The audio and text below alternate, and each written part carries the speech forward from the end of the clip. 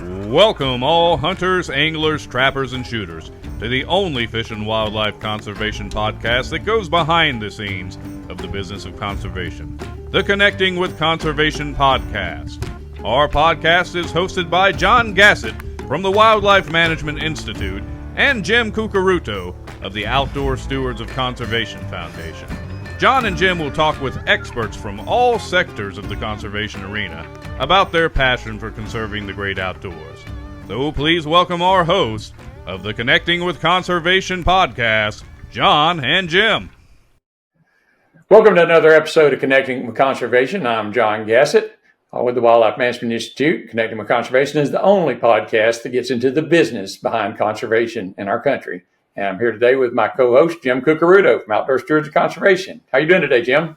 I am excited as can be because today we've got a guest that I bet you, I don't know how many billion people are in the world, but I don't think they can all check the boxes that our guest has. So we'll start with, Mom, Armed Forces veteran.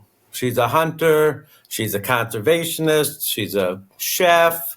She's a social media influencer, author. Did I say author? Professional target shooter, and not just any professional target shooter. I think she's won over 170 competitions. So, again, a lot of our listeners now know we are talking about Julie Golob. So, welcome, Julie. Tell us a little bit more. I'm sure there's more than I just said, but welcome. Well, thank you so much for having me, John, Jim. I wear many hats, and all of them I love. So sometimes it's hard to choose which is the priority. But as a pro shooter, I get to travel the world competing, and of course, as a passionate hunter and amateur chef, I wouldn't even classify it as that. Home cook. I just love sharing everything that I've learned about shooting sports and hunting and conservation with people, especially women and kids, to get them out there to enjoy it as well. So thank you so much for having me today.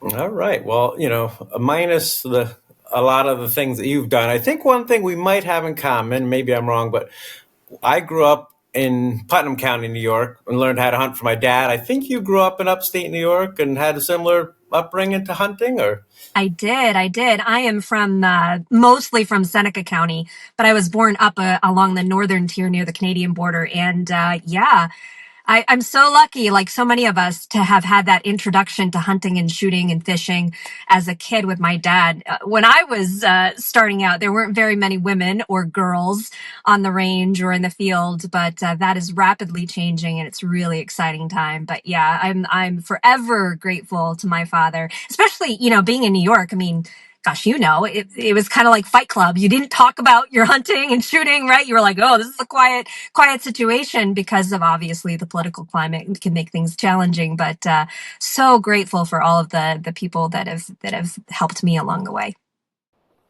So Julie, one thing I didn't know about you when Jim listed off all of those accolades is that you're a veteran, and I work with a lot of veterans groups. Matter of fact, my mom and dad have a nonprofit that caters to veterans, getting them back, disabled veterans or combat wounded veterans, getting them back in the outdoors. So tell us a little bit about your experience as a vet. Yeah, I've always been passionate for those who've served. My grandfather, my dad's side, served in World War II. He was on a minesweeper.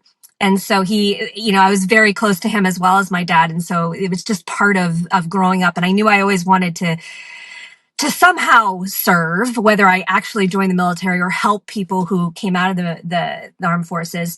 But I took a very special route when I learned to shoot. I became good enough as a teenager that I was actually recruited to shoot for the Army shooting team. So even though I, joined the Army and my grandfather was in the Navy, he was very proud.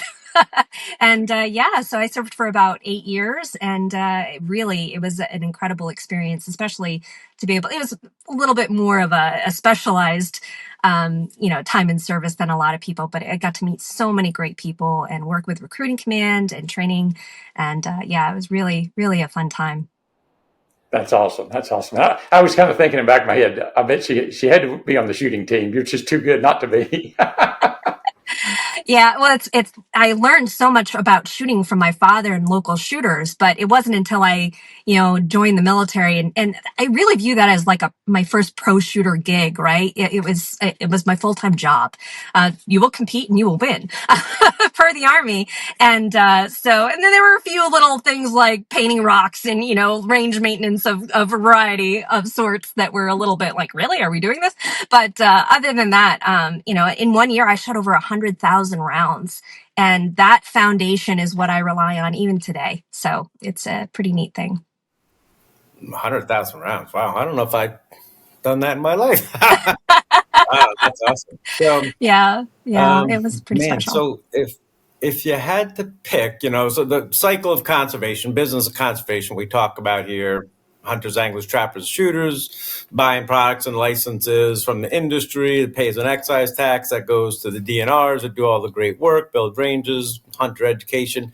So since you hunt and target shoot, you probably took people out to the range and to the field. What's your favorite thing to do to introduce somebody new? Is it to an activity? Would it be on the range or in the field? So I think, especially for my focus, I've certainly done some archery in my life, but because I'm a shooter, it's just a natural thing for me to want to make things go bang, right? So for me, it does start with the range because there's so much foundational information for the range. So even if somebody's not really interested in learning how to shoot well or even go hunting, learning that premise of firearm safety at the range is so important. It's like a life skill. It's knowledge that I think everybody should have, how to treat firearms safely. And so when you get to do that, share that, and they're learning something that's valuable for their life, and then you get to have them hit a target, it is so rewarding. It's an eye-opening, like, oh my gosh, I did that. And sometimes people are like, I did it once, I'm good. And then most of the time people are like, oh my gosh, how can we do this again? And it's such a neat feeling to be able to share that with people. So I have a personal experience, and I have to ask you if you've ever experienced it well. Have you ever run into someone that was new to the range, or you could tell they just hadn't done it a whole lot, that immediately becomes extremely proficient? I mean, just a matter of minutes. It's crazy. Yes. It's like they have some superpower. I'm so jealous because I have had to work so hard. Shooting is not natural to me. I have to think about everything. And then you come across somebody who's just like, yeah, it's easy. And I am so jealous. I'm like, you must do this. You must do this a lot because they just have this innate ability to be so natural. I think of somebody like Jerry Miculek like this, right? Like he's like, yeah, I'm going to go learn how to shoot. Right. And then all of a sudden he's doing incredible things with a revolver. And then sharing it with people for decades upon decades.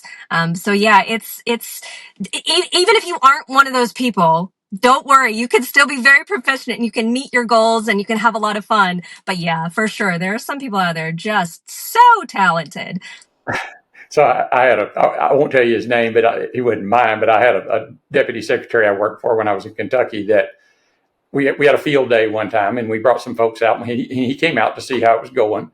And yes, I asked him if he wanted to shoot. We had a trap range set up, and I handed him a shotgun. He said he'd shot a shotgun before, but I could tell he didn't even know how to load it. So I spent about 5 minutes with him, showing him how to load it, how to keep it safe. And he might have missed the first target or two, and then he broke 25 in a row. And I'm like, you're sandbagging me. And he's like, no. He said, I'm not. And but the reason he did that is he was a very good collegiate athlete. He was a quarterback. And then he went to the pros and played in the pros as a tight end for 20 years, 15 years. So that just that hand-eye coordination, once he figured out, I need to point this down range, get it in the right place to break that target, he did it every time. And I'm like, you make me sick. Yeah. I can't do it. I can't do it now. And I shoot all the time. And he just can break every target I put in front of him. So yeah. Some people just have that ability. It's absolutely true. Athletes are definitely that way, but I also find that happens a lot with women too. Especially if you teach them, they have no idea of, they don't have any preconceived notions of what it means to shoot or that they should be able to naturally do it, right? And so, when you take a group of women and they're all hitting targets, and if you have their husbands or significant others in the background, like, whoa, took me a little bit longer to do that. That's always a fun thing to do. Well, you mentioned safety, right? And that doesn't matter if it's, target shooting or hunting. Safety is the number one lesson for a new participant. But another benefit, you talked about fun, but another benefit of hunting is the food aspect of it. So one of the things when we recruit new people, that's one way to get them. I mean, there's nothing like table fare for a pheasant or turkey. I mean, I always like to say that food harvested yourself is way better than any food you can get at a restaurant or a store. But so tell me about a favorite recipe or two. I follow some of your social media ones and I try to do it. I tend to overcook my meat, and that's not a good thing with game meat for sure. So. Well, I disagree if you do it right. So low and slow is like the classic way to cook tougher meats. And I feel like, especially if you're not butchering your own animal, or you're maybe taking it to a processor that doesn't give it the time it needs to age, that sort of thing, you can bring home some meat that's a little bit hard to chew, right?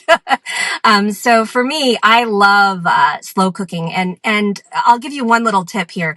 When you're cooking low and slow, a lot of people think, oh, well, that's a crock pot cooking technique or in the oven.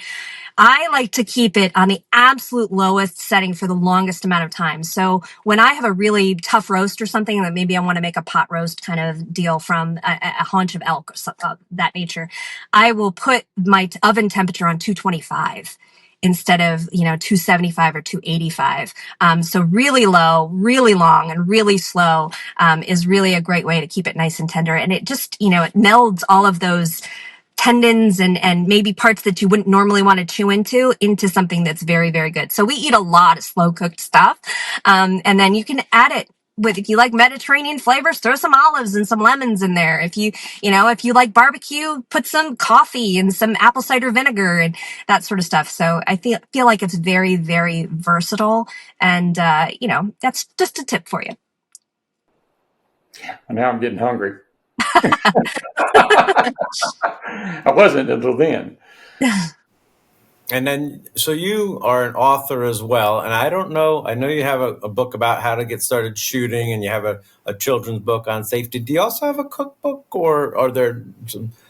No, it's something that's in the works, slowly accumulating. I've got this giant Word doc on my computer, right, that that I just add recipes to over time. That is ultimately on my goal list. I do have an ebook about shooting while pregnant for women who are concerned about that may answer some questions.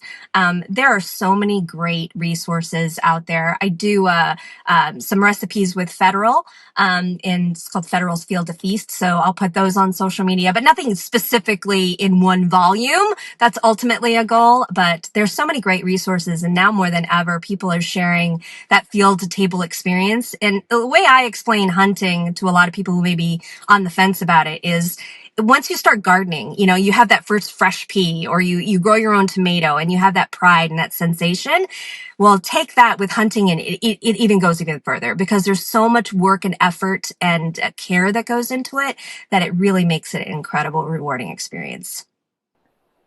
Awesome. Well, we talked a little bit about hunting and cooking or cooking game, but obviously you're sort of known as a target shooter and an expert target shooter. So, and it surprises a lot of people when we talk about with the conservation funding model that 80% of the PR dollars coming in these days are not from hunters, but from recreational shooters, target shooters, people burying ammunition in their backyard, whatever they're doing with it, that they're buying the products, either using them at a fairly rapid pace or stashing them somewhere. So, of that close to $1 billion a year, a bunch of it's coming from folks who never pick up a gun to go hunt. What do you do? What do you do about, recruiting more people into the target shooting arena? So I think one of the best things that we have going for us these days is social media, right? And we aren't so shy about sharing our passions anymore. It's not, the 1980s with, a political climate that was very, very tenuous. But now we're able to share our interests with like-minded people from all over, and we're able to connect in ways that are really unique. So, maybe you have somebody who's out there who's a lawyer by day, and then and in the weekends he goes and shoots trap. Or maybe you have a nurse who's, out there, taking care of people, and then she enjoys this women's league that she goes to, and they share this information. I think it's so important that we're not ashamed of who we are, and and to share it with as much people and showcase that we are safe, that we are doing things for the environment, that we do care. And I feel like that message is something that we could really do a lot better with, just, for the fact with shooters alone. You don't realize it. Like, you buy a box of ammo and you've done something to fund conservation, for wildlife, for our areas, for the beautification of our nation. It's huge, and you should get some credit for that. Well, we certainly agree with that. Absolutely. And the target shooters, I think, have another advantage, and that's that, if you're a hunter and that's solely what you do, other than sighting your rifle in, is, you get a few shots if you're lucky a year, but you don't really get to spend a lot of time on the gun. You're most of the times, as you know, sit watching and looking and waiting, or getting ready to do all that. But target shooters get to break a lot of shells, and that's what excites me about it. Yes, they do. Yeah, there's some serious money that's spent there from excise tax and back to the manufacturers. So absolutely, yeah, we're the everyday kind of common user, and that's not to say anything about the hunters or the trappers or anglers out there, but we are definitely consumers. I did a little infographic thing for Jim one time. I had to talk at a conference of his, at one of their NSSF summits, and just shared, okay, in a year, here's what I might have bought. And it was actually a year that I did buy this. But, of the 3 or 4 firearms I listed on there, one was for hunting. The other 3 were for target shooting. And the ammo that I bought, obviously, it greatly outweighed the amount that I would buy for hunting in a given year. So I think that, back then we weren't talking about 80% of the funding from PR being from non-hunters, but, for recreational shooters. But now it's really a thing. So I was certainly happy to have them on board. Yeah, we have, the opportunity to, recruit new people, young and old. We used to focus on the young, but now the adults are coming into it too. And it's just as much fun watching a 50-year-old turn around and smile when they hit a bullseye as a 15-year-old, for sure. But the other good thing about the outdoor sports, hunting, target shooting, is there's a million different disciplines, from hunting different species. Ducks is completely different than deer, which is completely different than, upland birds. But, target shooting has a lot of disciplines too, from shotgun to pistol. And what is your specialty, USPSA? And if so, what does that stand for? And what are some of your favorite disciplines? Yeah, so I do shoot a lot of USPSA. That's or have in the past. That's United States Practical Shooting Association. But basically, any draw from a holster kind of shooting sport is what I'm interested in. And there, as you mentioned, so many out there. Some are more defensive oriented. Some are more speed oriented. Some have a higher level of accuracy demands. What I like to say to people is there is a shooting sport for everyone. If you want to go bust clays, that's your thing. That's awesome. If you get really excited about hitting making a small, tiny group into a target with either a rifle or a pistol, that's your thing. Or if you want to be speedy and you want to make steel sing all day long, there's a sport for you. And so there's so many different disciplines out there. I haven't met one that I haven't enjoyed. So there's a ton, and it can be a little overwhelming. Some quick advice there: go to your local range, find out what they shoot, and start there, because proximity reigns, right? If it's close, it's easy, and it increases your chance of being able to do it. Yeah, don't be afraid to ask somebody hey, can I tag along? Can I come with you? And if you are a participant, don't be afraid to ask somebody new to come with you. Like I said, that experience of being a friend, a mentor, or teacher, whether it's catching their first fish, hitting their first bullseye, harvesting their first animal, it's all the same reaction, a big old smile that oh yeah, it keeps you going too. Absolutely. And then when they become a national champion, you could say, well, that was me. I made that happen. Well, we talk a lot about, with the conservation side, the hunter adoption model, and the fact that there's, one of the things that requires is a social support network. You have to have people around you that want to go with you or will help you or mentor you or what. But we don't think about that as much for target shooting. But I think it's exactly on point that if you, like you said, if you go to a range and you shoot what they're shooting, all of a sudden you've got a bunch of experts around you that are willing to help you. Some more expert than others, but sure. they're certainly not shy about helping if you ask. Not at all. And being big cheerleaders. So we talked about young and old, but I know you had pretty significant impact with working with NSSF and the Project Child Safe, and then I think that kind of probably maybe helped you write your book on that. So talk a little bit about Project Child Safe and the book that you wrote on youth participation in safety and education. Yeah, absolutely. Project Child Safe is an incredible program by the NSSF and the firearms industry, a huge initiative to encourage people to safely store their firearms to make sure that they are not accessed by people who shouldn't have access to them. And a lot of cases for families, that is children. And so I've partnered with them many years in sharing their message and their work.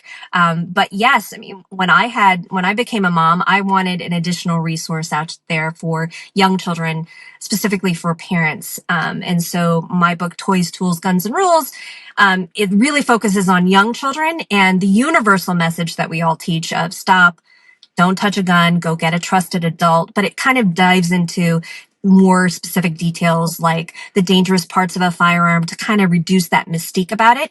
It also includes a parent's guide for how to have that conversation because you want to be your children's resource when it comes to firearms. You don't want to have anybody else teach that. And to have that conversation to build that trust is a foundation. I think back to when I was a kid and the rules that we had at home and how much and important it was for us as a family to not have any incidents with firearms. I feel like it's such a great thing. I can't talk about firearm safety enough as far as I'm concerned. It's something that, we shouldn't be ashamed about as users of firearms. We should always be aware of it and share it as much as we can. Well, I see you're wearing a pretty cool sweatshirt over there. Primary I know, funder right? of conservation. So It is. and we'll Wonder who came up with that slogan.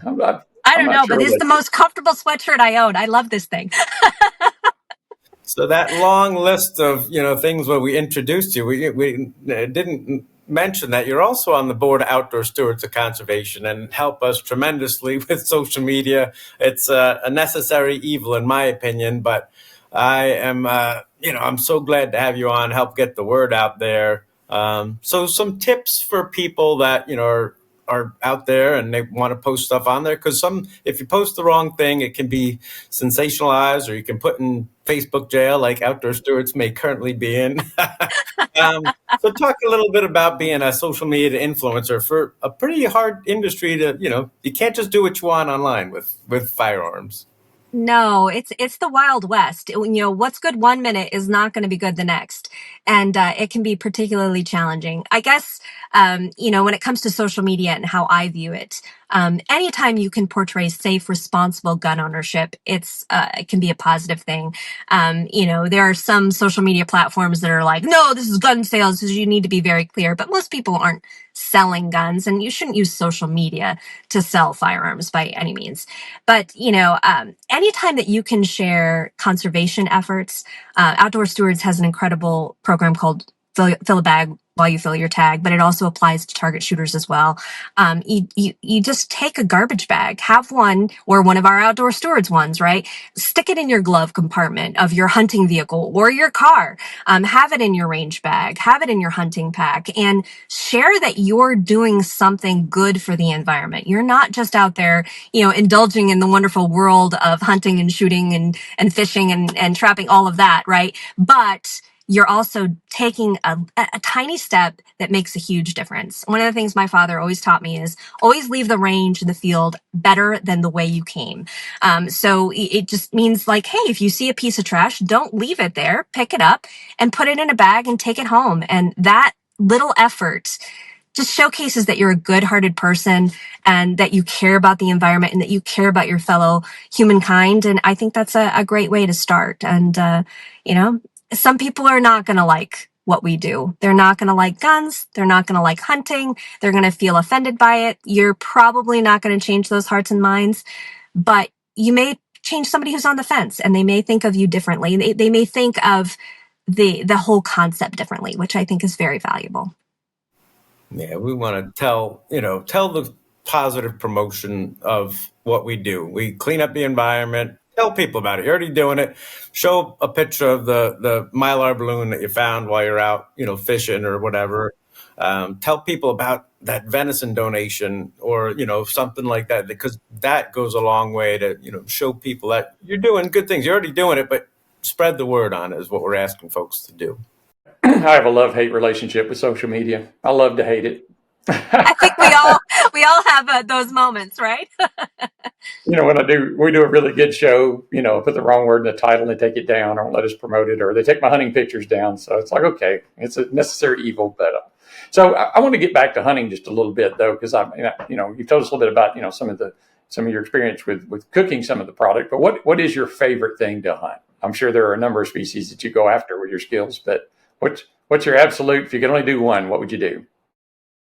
I would probably, oh gosh, this is like the question, what's your favorite gun? I hate this question, right?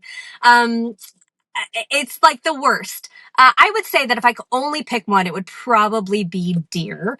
Specifically, I'm going to say whitetail because that's what I grew up hunting with my dad, but I do enjoy mule deer hunting quite a bit. So if I could just like narrow it down to all deer-like species, that would include elk and pronghorn in there because why not, right? That would make me happy. Yeah, you can. All the ungulates better be on their best behavior then when you're in the field, because There you're you not going to go. miss. Yeah. There's probably not too much missing going on. Yeah. Now, if Jim doesn't ask the next question, I'm going to, because you've led us into it. What is your favorite firearm? Oh gosh. Because I'm curious now. I know it's a Smith & Wesson.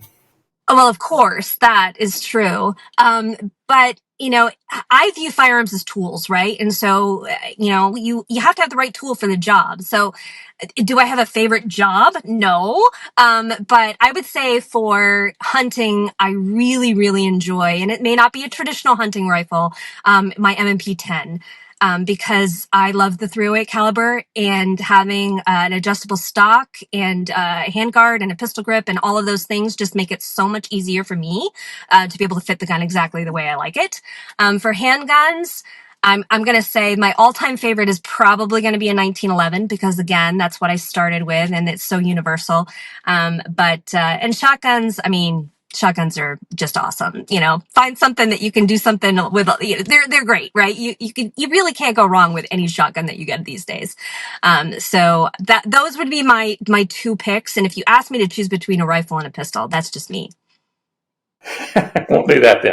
Yeah, it's again, talk about so many options on getting outside, but the options on purchasing firearms is endless. But all right, so we covered hunting, target shooting, your eating, your experiences, safety and all that sort of stuff. Where can people find more information on all things Julie, social media, and maybe some of those recipes you talked about and newsletters or whatever? How can we find more information? Yeah, absolutely. My best place would be my website, my name, JuliEGolob. And there you'll find social media links, or you can also find me at Julie Golob on all of the major social platforms to date. They constantly change, so based on what we're allowed to post and where and when. But yeah, you can definitely find me anywhere. And if you have any questions or anything that I can help with, please don't be shy, either in the comment section of this video and podcast or online. I'd love to hear from you. All right. Well, thank you so much for coming on and taking the time to run through all that fun stuff there. And John can bring us home. Julie, thank you once again.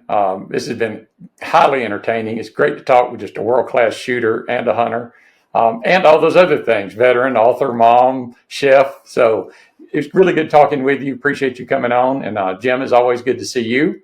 To our viewers and listeners out there, please listen to this one and our other podcasts. Subscribe if you could. That way you'll get notices each time we drop a new one. They drop every Tuesday. And other than that, we'll see you in the woods or on the water. Thanks for listening. Thanks for listening to this episode of the Connecting with Conservation podcast. Please do us a favor and tell your buddies, friends, family, and others about what you've learned here today. If you like what you heard, come on back anytime and listen to another episode of the Connecting with Conservation podcast.